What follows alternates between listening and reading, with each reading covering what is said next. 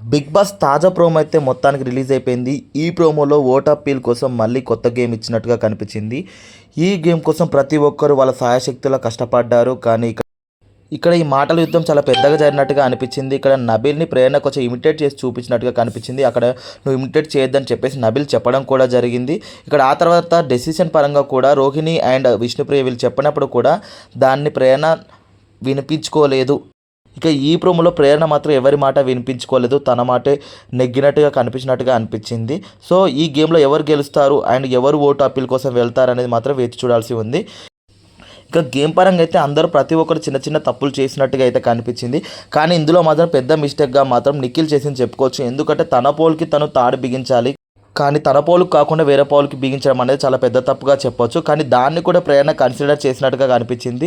And అలాగే నబిల్కి ప్రేరణ మధ్య గొడవ పరంగా కూడా నబిల్ ఇందులో తప్పు ఉన్నప్పటికీ ప్రేరణ దాన్ని అంగీకరించలేని మాత్రం చెప్పవచ్చు. అండ్ ఇక డెసిషన్ పరంగా ప్రేరణ రాంగ్ డెసిషన్ తీసుకుంది. ఎందుకంటే ఇక్కడ విష్ణుప్రియది అండ్ రోహిణిది చెప్పేది వినిపించుకోలేదు. ఎందుకంటే మీరు ఇక్కడ ఆ పొజిషన్లో లేరు, ఇక్కడ నాది ఫస్ట్ నేనున్నానని చెప్పేసి మాట్లాడడం కూడా జరిగింది. ఏది ఏమైనట్టుకి ప్రోమో మాత్రం చాలా ఘాటుగా ఉన్నట్టుగా మాత్రం కనిపించింది. సో చూస్తూనే ఉండండి. బిగ్ బాస్ తాజా అప్డేట్స్తో మళ్ళీ మీ ముందుకు వస్తూనే ఉంటాము. JNB media keep signing off.